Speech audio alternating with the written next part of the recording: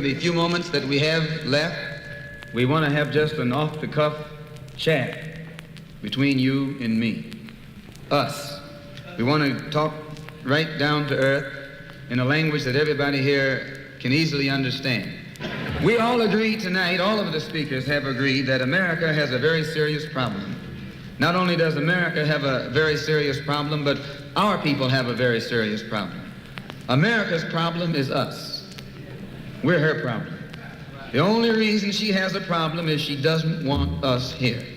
And every time you look at yourself, be you black, brown, red, or yellow, a so-called Negro, you represent a person who poses such a serious problem for America because you're not wanted. Once you face this as a fact, then you can start plotting a course that will make you appear intelligent instead of unintelligent. What you and I need to do is learn to forget our differences.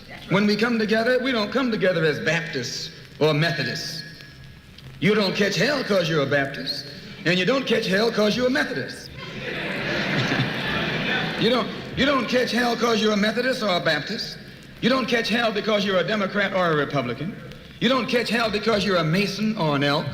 And you sure don't catch hell because you're an American, because if you was an American, you wouldn't catch no hell. You catch hell because you're a black man. You catch hell, all of us catch hell for the same reason. So we are all black people, so-called Negroes, second-class citizens, ex-slaves. You are nothing but an ex-slave. You don't like to be told that. But what else are you? You are ex-slave. You didn't come here on the Mayflower. You came here in a slave ship, in chains, like a horse or a cow or a chicken. And you were brought here by the people who came here on the Mayflower. You were brought here by the so-called pilgrims or founding fathers. They were the ones who brought you here. We have a common enemy. We have this in common. We have a common oppressor, a common exploiter, and a common discriminator. So once we all realize that we have this common enemy, then we unite on the basis of what we have in common. And what we have foremost in common is that enemy, the white man. He's an enemy to all of us. I know some of you all think that some of them aren't enemies. Time will tell. In Bandung, back in I think 1954, was the first unity meeting in centuries of black people. And once you study what happened at the Bandung Conference and the results of the Bandung Conference, it actually serves as a model for the same procedure you and I can use to get our problems solved. At Bandung, all the nations came together. They were dark nations from Africa and Asia. Some of them were Buddhists. Some of them were Muslim. Some of them were Christian. Some of them were Confucianists. Some were atheists. Despite their religious differences, they came together. Some were communists, some were socialists, some were capitalists. Despite their economic and political differences, they came together. All of them were black, brown, red, or yellow. The number one thing that was not allowed to attend the Bandung Conference was the white man. He couldn't come. Once they excluded the white man, they found that they could get together. Once they kept him out, everybody else fell right in and fell in line. This is the thing that you and I have to understand. And these people who came together didn't have nuclear weapons. They didn't have jet planes. They didn't have all of the heavy armaments that the white man has. But they had unity. They were able to submerge their little petty differences and agree on one thing, that though one African came from Kenya and was being colonized by the Englishmen, and another African came from the Congo and was being colonized by the Belgian, and another African came from Guinea and was being colonized by the French, and another came from Angola and was being colonized by the Portuguese. When they came to the Bandung Conference, they looked at the Portuguese and at the Frenchmen and at the Englishmen and at the other Dutchmen and learn or realize that the one thing that all of them had in common, they were all from Europe. They were all Europeans, blonde, blue-eyed, and white-skinned. They began to recognize who their enemy was. The same man that was colonizing our people in Kenya was colonizing our people in the Congo. The same one in the Congo was colonizing our people in South Africa and in southern Rhodesia and in Burma and in India and in Afghanistan and in Pakistan. They realized all over the world where a dark man was being oppressed, he was being oppressed by the white man. Where the dark man was being exploited, he was being exploited by the white man. So they got together under this basis, that they had a common enemy. And when you and I here in Detroit and in Michigan and in America, who have been awakened today, look around us, we too realize here in America, we all have a common enemy. Whether he's in Georgia or Michigan, whether he's in California or New York, he's the same man. Blue eyes and blonde hair and pale skin.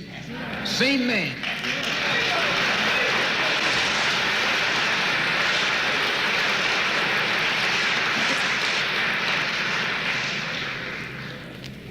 So what we have to do is what they did. They agreed to stop quarreling among themselves.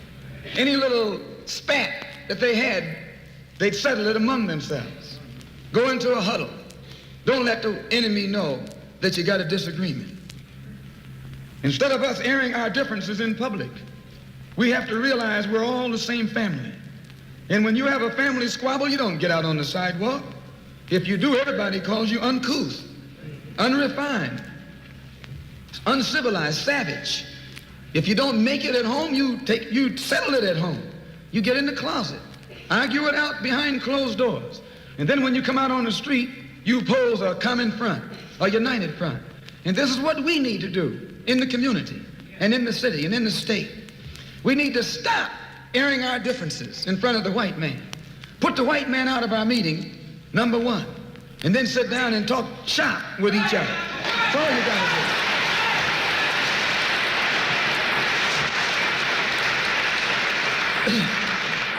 I would like to make a few comments concerning the difference between the Black Revolution and the Negro Revolution.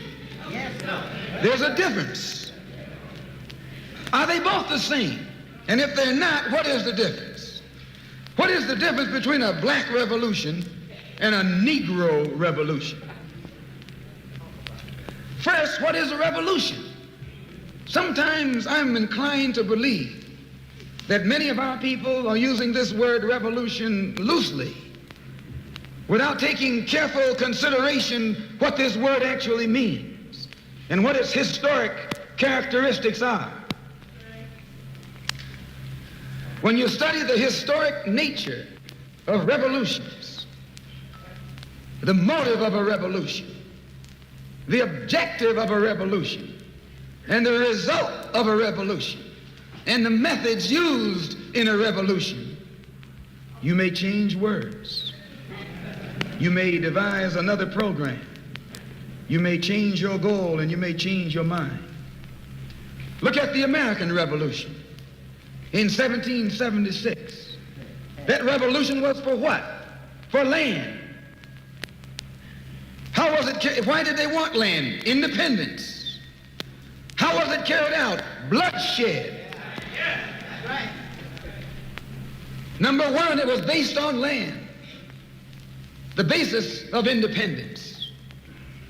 And the only way they could get it was bloodshed. The French Revolution, what was it based on? The landless against the landlord. What was it for? Land. How did they get it? Bloodshed. Was no love lost. Was no compromise. Was no negotiation. I'm telling you, you don't know what a revolution is. Because when you find out what it is, you'll get back in the alley. You'll get out of the way.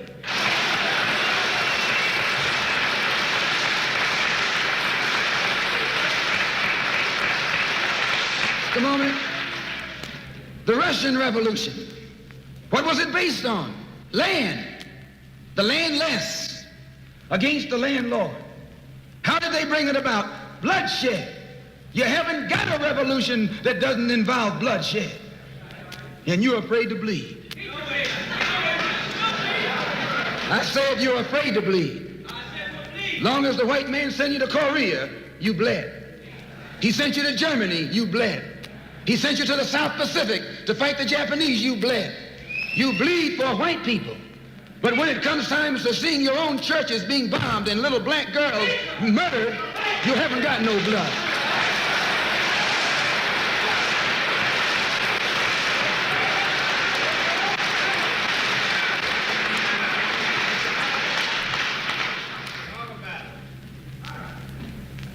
You bleed when the white man says bleed. You bite when the white man says bite. And you bark when the white man says bark. I hate to say this about us, but it's true. How you gonna be nonviolent in Mississippi as violent as you were in Korea? How can you justify being nonviolent in Mississippi and Alabama when your churches are being bombed and your little girls are being murdered, and at the same time you're gonna get violent with Hitler and Tojo and somebody else that you don't even know?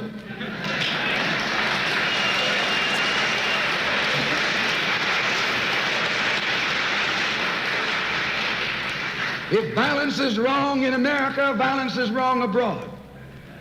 If it's wrong to be violent, defending black women and black children and black babies and black men, then it's wrong for America to draft us and make us violent abroad in defense of her.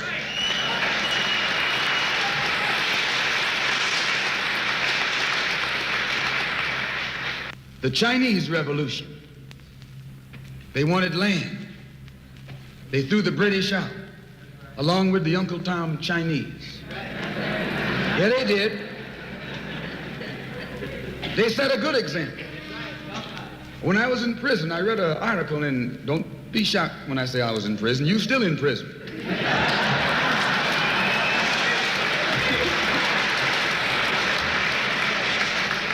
That's what America means, prison. When I was in prison, I read an article in Life magazine showing a little Chinese girl, 9 years old. Her father was on his hands and knees, and she was pulling the trigger because he was an Uncle Tom Chinaman. Yeah. When they had the revolution over there, they took a whole generation of Uncle Toms, just wiped them out. And within 10 years, that little girl became a full-grown woman. No more Toms in China. And today it's one of the toughest, roughest, most feared countries on this earth by the white man, because there are no Uncle Toms over there.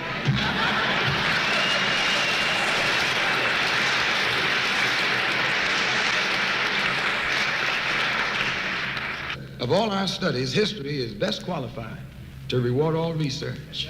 And when you see that you got problems, all you have to do is examine the historic method used all over the world by others who had problems similar to yours.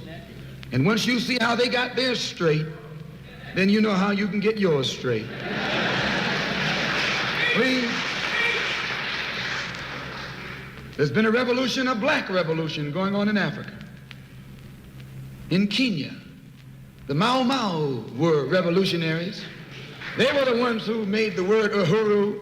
They were the ones who brought it to the fore. The Mau Mau, they were revolutionaries. They believed in scorched earth. They knocked everything aside that got in their path. And their revolution also was based on land, a desire for land.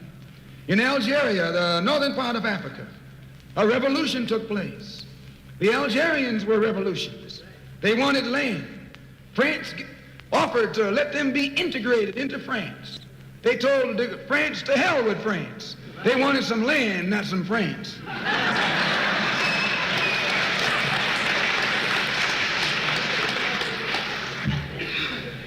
And they engaged in a bloody battle. So I cite these various revolutions, brothers and sisters, to show you, you don't have a peaceful revolution. You don't have a turn the other cheek revolution. There's no such thing as a nonviolent revolution. Only kind of revolution that's nonviolent is the Negro revolution.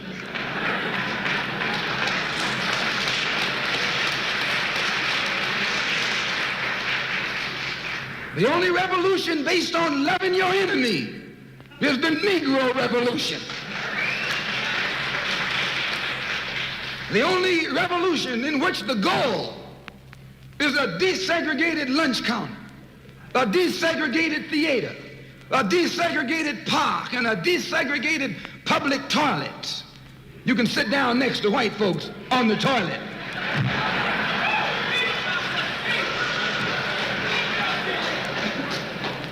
That's no revolution. Revolution is based on land. Land is the basis of all independence. Land is the basis of freedom, justice, and equality.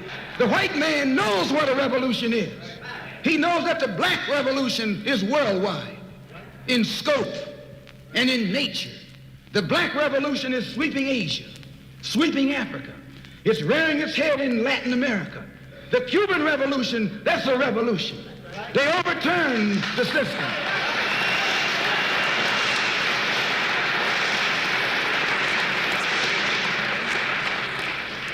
Revolution is in Asia. Revolution is in Africa. And the white man is screaming because he sees revolution in Latin America. How do you think he'll react to you when you learn what a real revolution is? You don't know what a revolution is. If you did, you wouldn't use that word. A revolution is bloody. Revolution is hostile. Revolution knows no compromise. Revolution overturns and destroys everything that gets in its way. And you sitting around here like a knot on these folks, no matter how much they hate me. No, you need a revolution.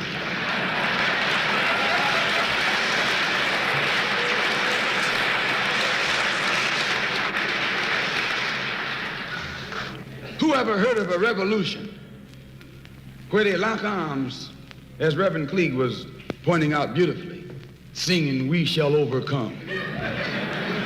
Just tell me you don't do that in a revolution. You don't do any singing, you're too busy swinging.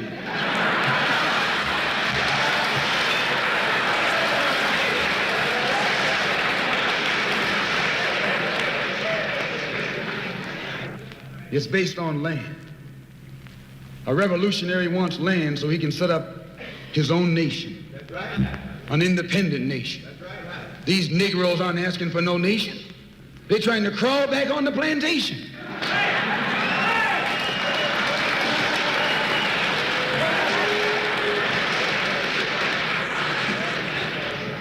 When you want a nation, that's called nationalism. When the white man became involved in a revolution in this country against England, what was it for? He wanted this land so he could set up another white nation. That's white nationalism. The American Revolution was white nationalism. The French Revolution was white nationalism. The Russian Revolution too, yes, it was white nationalism. You don't think so? Why you think Khrushchev and Mao can't get their heads together? White nationalism. All the revolutions that's going on in Asia, in Africa today are based on what? Black nationalism. A revolutionary is a black nationalist. He wants a nation. I was reading some beautiful words by Reverend Cleage pointing out why he couldn't get together with someone else here in the city.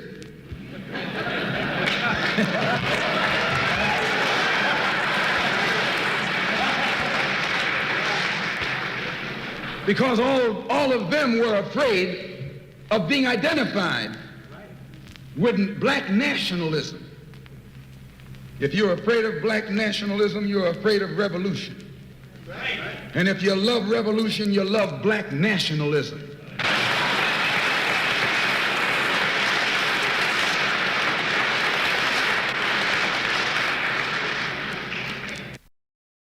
To understand this, you have to go back to what young brother here referred to as the house Negro and the field Negro. Back during slavery, there was two kinds of slaves. There was the house Negro and the field Negro. The house Negro, they lived in the house with master. They dressed pretty good. They ate good because they ate his food, what he left. They lived in the attic or the basement, but still they lived near their master. And they loved their master more than the master loved himself. They would give their life to save their master's house quicker than the master would.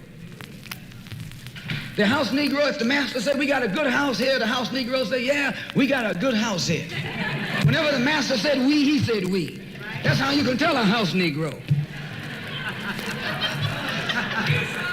If the master's house caught on fire, the house Negro would fight harder to put the blaze out than the master would. If the master got sick, the house Negro would say, what's the matter, boss? We sick. We sick.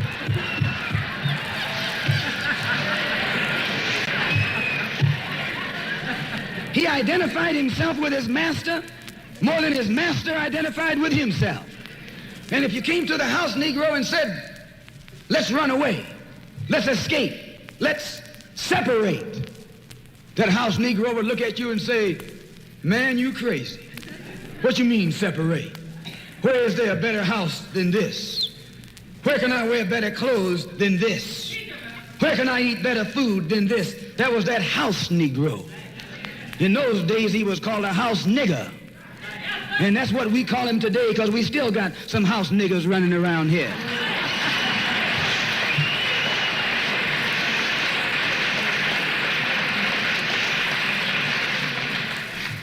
This modern house Negro loves his master. He wants to live near him. He'll pay 3 times as much as the house is worth just to live near his master. And then brag about, I'm the only Negro out here.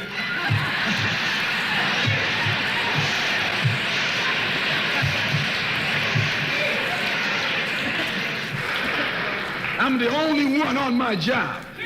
I'm the only one in this school. You're nothing but a house Negro. And if someone come to you right now and say, let's separate, you say the same thing that the house Negro said on the plantation. What you mean separate? From America? This good white man? Where you gonna get a better job than you get here? I mean, this is what you say. I ain't left nothing in Africa. That's what you say. Why, you left your mind in Africa.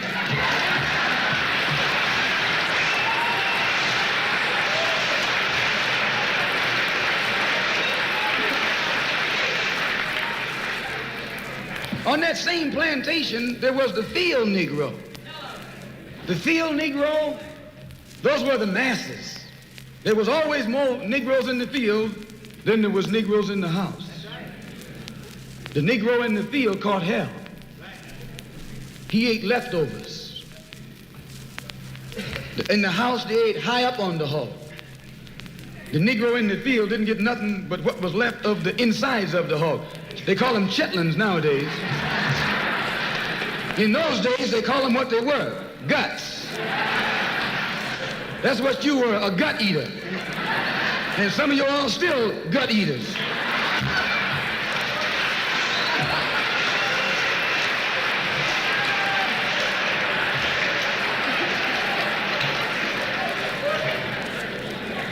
The field Negro was beaten from morning till night.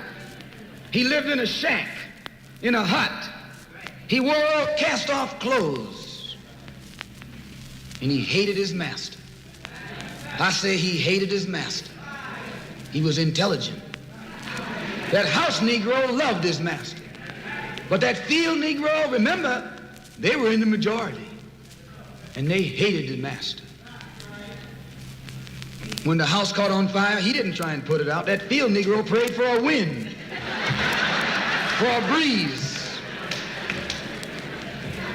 When the master got sick, the field Negro prayed that he died. If someone come to the field Negro and said, let's separate, let's run, he didn't say, where are we going? He said, any place is better than here.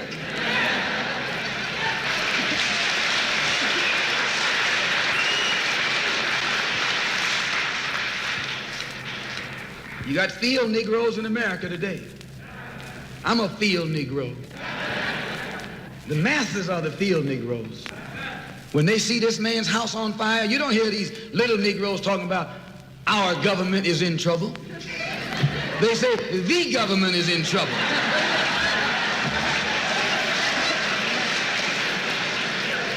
Imagine a Negro, our government. I even heard one say, our astronauts. They won't even let him near the plant. And our astronauts, our Navy, that's a Negro that's out of his mind. That's a Negro that's out of his mind. Just as the slave master in that day used Tom, the house Negro, to keep the field Negroes in check, the same old slave master today has Negroes who are nothing but modern Uncle Toms, 20th century Uncle Toms, to keep you and me in check, keep us under control, keep us passive and peaceful and nonviolent. That's Tom making you nonviolent. It's like when you go to the dentist and the man is going to take your tooth. You're going to fight him when he starts pulling. So they squirt some stuff in your jaw called Novocaine to make you think they're not doing anything to you.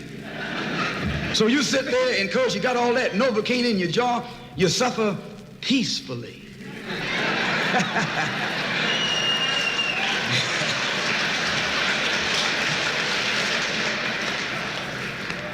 Blood running all down your jaw. And you don't know what's happening because someone has taught you to suffer peacefully. The white man do the same thing to you in the street. When he want to put knots on your head and take advantage of you and don't have to be afraid of you fighting back, to keep you from fighting back, he get these old religious Uncle Toms to teach you and me. They're just like Novocaine, suffer peacefully. Don't stop suffering, just suffer peacefully. As Reverend Cleave pointed out, let your blood flow in the streets. This is a shame.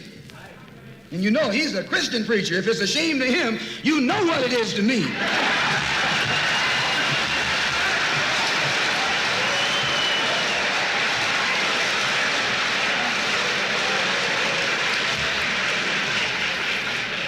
Because nothing in our book, the Quran, as you call it, Koran, teaches us to suffer peacefully.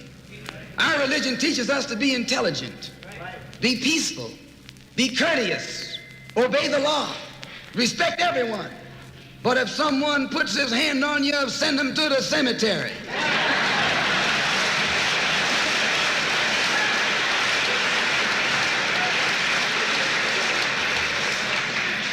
That's a good religion. In fact, that's that old-time religion.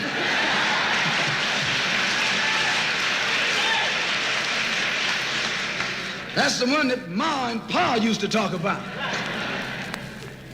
An eye for an eye, and a tooth for a tooth, and a head for a head, and a life for a life. That's a good religion.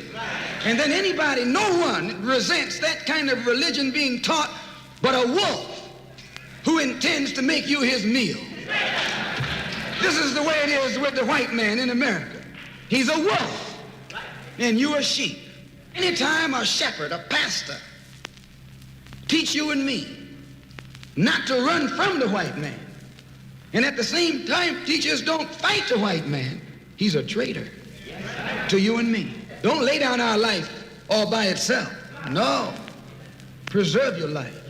It's the best thing you got. And if you got to give it up, let it be even Stephen.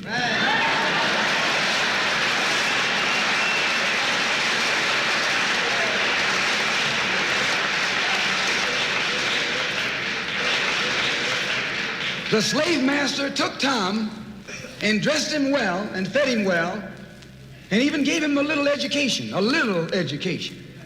Gave him a long coat and a top hat and made all the other slaves look up to him.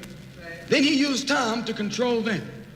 The same strategy that was used in those days is used today by the same white man. He take a Negro, so-called Negro, and make him prominent, build him up, publicize him, make him a celebrity, and then he becomes a spokesman for Negroes and a Negro leader.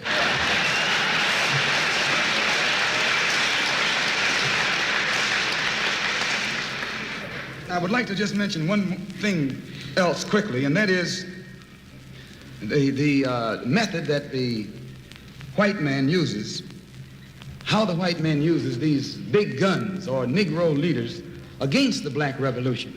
They're not a part of the black revolution. They're used against the black revolution.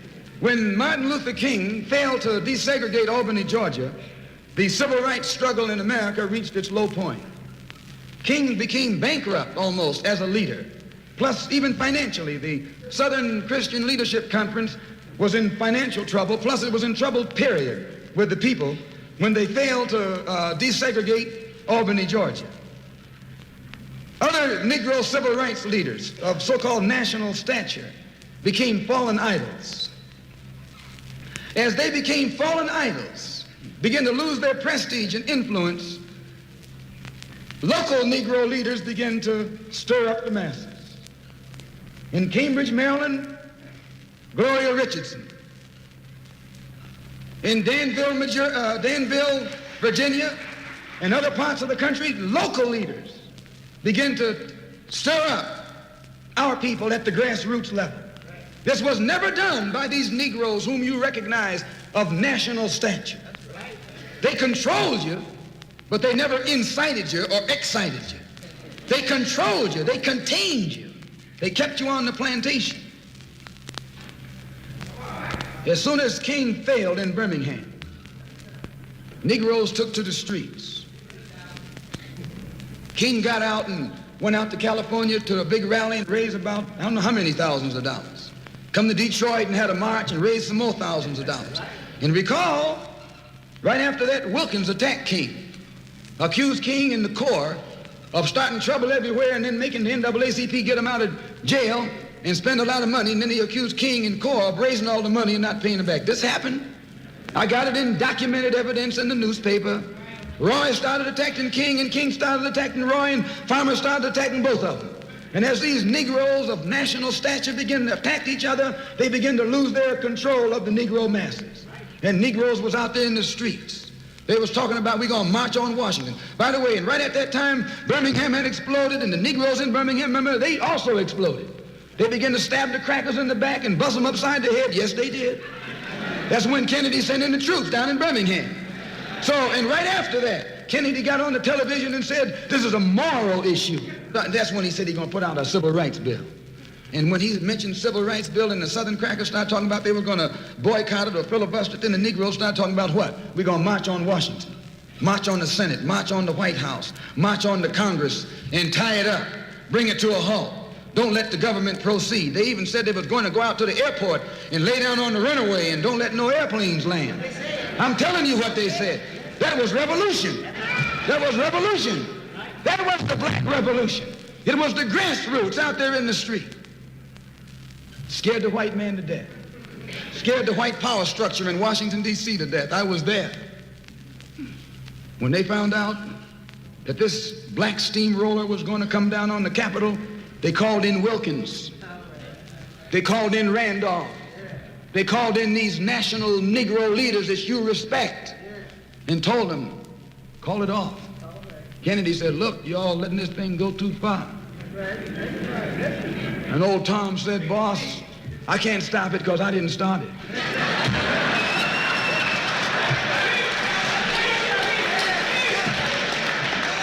I'm telling you what they said. They said, I'm not even in it, much less at the head of it. They said, these Negroes are doing things on their own. They're running ahead of us. And that old shrewd fox, he said, well, if you all aren't in it, I'll put you in it. I'll put you at the head of it. I'll endorse it. I'll welcome it. I'll help it. I'll join it. A matter of hours went by. They had a meeting at the Carlisle Hotel in New York City. The Carlisle Hotel is owned by the Kennedy family. That's the hotel Kennedy spent the night at 2 nights ago. Belongs to his family. A philanthropic society headed by a white man named Stephen Currier called all the top civil rights leaders together at the Carlisle Hotel and told them that by you all fighting each other, you're destroying the civil rights movement. And since you're fighting over money from white liberals, let us set up what's known as the Council for United Civil Rights Leadership. Let's form this council, and all the civil rights organizations will belong to it. And we'll use it for fundraising purposes. Let me show you how tricky the white man is. And as soon as they got it formed, they elected Whitney Young as the chairman. And who you think became the co-chairman? Stephen Currier, the white man. A millionaire. Powell was talking about it down at the Cobo today. This is what he was talking about. Powell knows it happened. Randolph knows it happened. Wilkins knows it happened. King knows it happened. Every one of that so-called Big Six. They know what happened. Once they formed it, with the white man over it,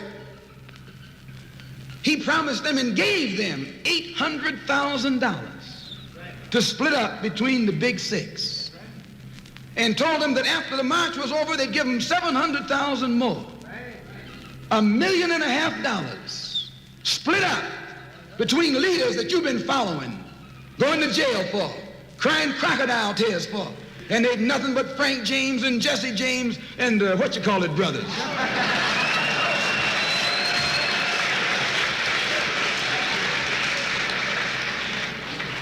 Soon as they got the setup organized, the white men made available to them top public relations experts, opened the news media across the country at their disposal, and then they began to project these Big Six as the leaders of the march. Originally, they weren't even in the march. You was talking this march talk on Hastings Street. Is Hastings Street still here? On Hastings Street. You was talking the march talk on Lenox Avenue, and down on, Fillmore Street, and Central Avenue, and 42nd Street, and 63rd Street. That's where the march talk was being talked. But the white man put the Big Six ahead of it, made them the march. They became the march. They took it over. And the first move they made after they took it over, they invited Walter Reuther, a white man. They invited a priest, a rabbi, and an old white preacher.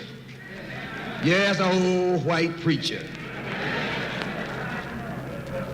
The same white element that put Kennedy in power.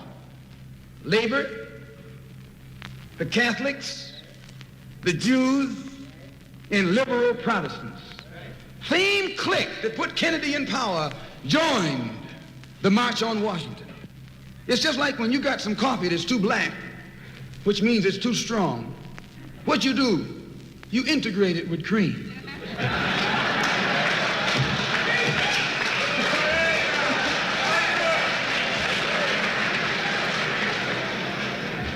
You make it weak. If you pour too much cream in, you won't even know you ever had coffee. It used to be hot, it becomes cool. It used to be strong, it becomes weak. It used to wake you up, now it'll put you to sleep.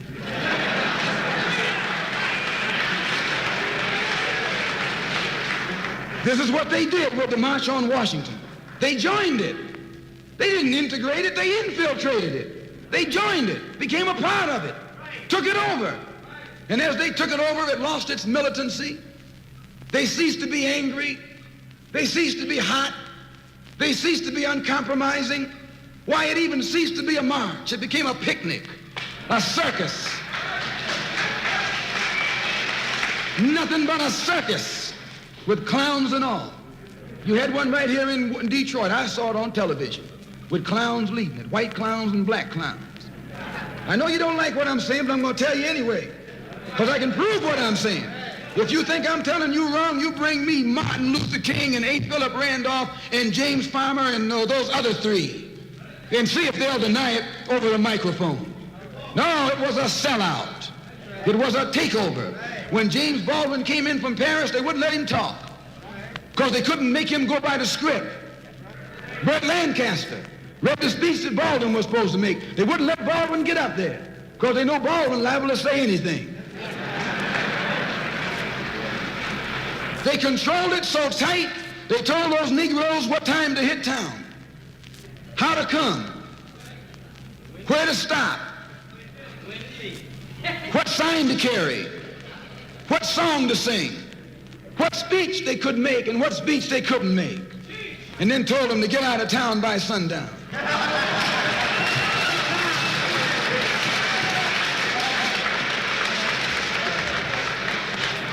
And every one of those Toms were out of town by sundown. Now, I know you don't like my saying this, but I can back it up. It was a circus, a performance. It beat anything Hollywood could ever do. The performance of the year. Ruther and those other three devils should get a Academy Award for the best actors because they acted like they really loved Negroes and fooled a whole lot of Negroes. And the 6 Negro leaders should get an award, too, for the best supporting cast.